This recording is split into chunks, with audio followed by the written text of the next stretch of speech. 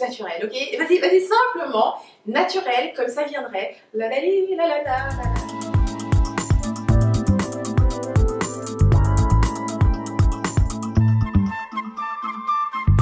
Salut rebelle créative, une nouvelle capsule inspiration pour amener de la joie dans ta vie. Aujourd'hui, on parle de spiritualité. En fait, la peur que le sujet de la spiritualité fasse peur aux autres. Si tu es un petit peu dans cette situation, ça veut dire que tu as déjà un intérêt pour quelque chose, que ce soit aider les entrepreneurs dans l'organisation de leurs projets ou alors de la massothérapie, peu importe ce que c'est, mais il se trouve que tu as également un intérêt très prononcé pour la spiritualité et tu as peut-être même des facultés naturelles, clairaudience, clairvoyance, magnétisme. Donc là, tu aimerais en fait combiner, si tu veux, ces deux intérêts ensemble et là où résistance, tu as peur que le côté spirituel fasse peur aux autres. Je connais cette situation, j'ai vécu exactement la même situation. Tu remarqueras que moi aussi je combine les affaires, donc le fait de créer ton entreprise en ligne, aller au bout de ton projet et aussi la spiritualité, donc le fait d'être centré, d'être connecté à sa vérité, tu vois. Donc ce sont les deux sujets que je combine et moi aussi au début j'ai eu de la difficulté. J'avais beaucoup de mal à parler de la spiritualité alors que j'étais constamment, donc en fait je parlais, j'étais cantonnée sur le sujet de leadership, être authentique mais toujours dans une approche plus disons pragmatique. Alors, je vais te donner en fait mes 3 étapes, comment est-ce que j'en suis arrivée à sortir de cette peur pour être en mesure de combiner dans mon travail de tous les jours ces deux aspects, donc spiritualité et affaires. La première étape a été d'abord de trouver simplement le point commun entre les deux.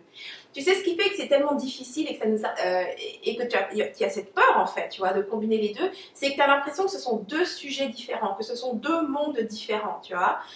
Et donc, il te faudrait agir finalement pratiquement de deux façons différentes.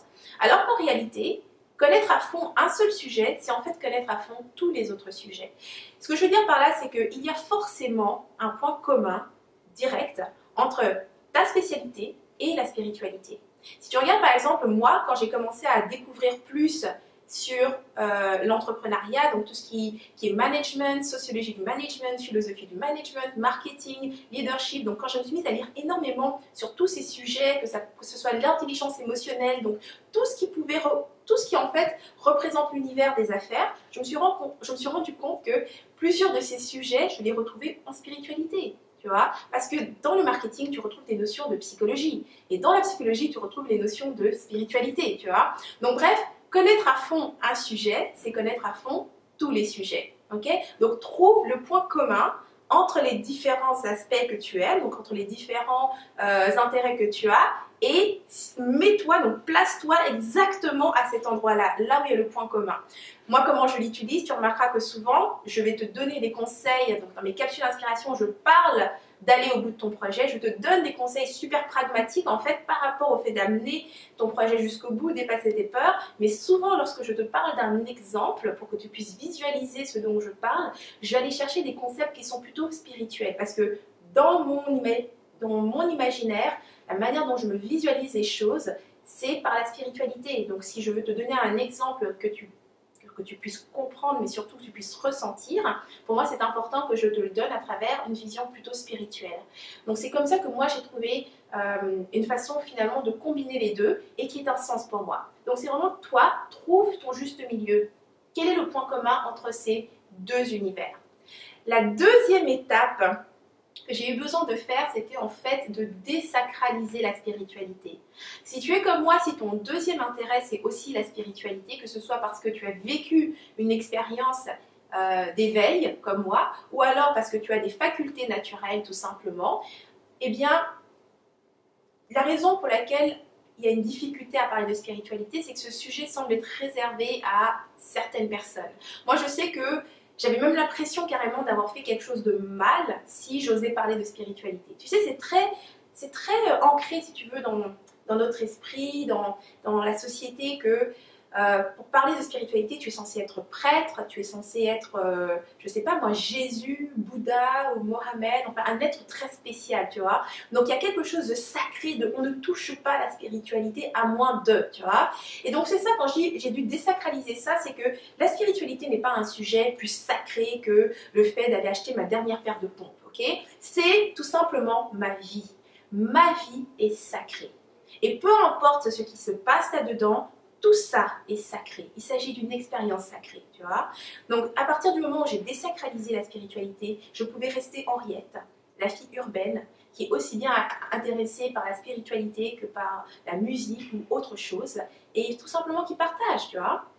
Et finalement, la troisième étape, ça a été en fait de me libérer des jugements que j'avais. Tu sais, une des choses qu'il y a, par exemple, quand tu dis j'ai peur que le côté spirituel fasse peur, la première chose, c'est que cette peur, elle t'appartient, elle n'appartient pas aux autres, tu vois. Et moi, dans mon cas, je sais que le jugement que j'avais par rapport, par exemple, au médium, 10 heures de bonne aventure, voilà, tout cet univers un petit peu des personnes qui avaient justement ces facultés naturelles, qui avaient vécu des expériences hors du commun et autres, c'était un petit peu un jugement de bah, c'est des charlatans, c'est pas vraiment vrai, tu sais, il y avait tout cet aspect de jugement et de doute par rapport à eux et leur crédibilité et tout ça.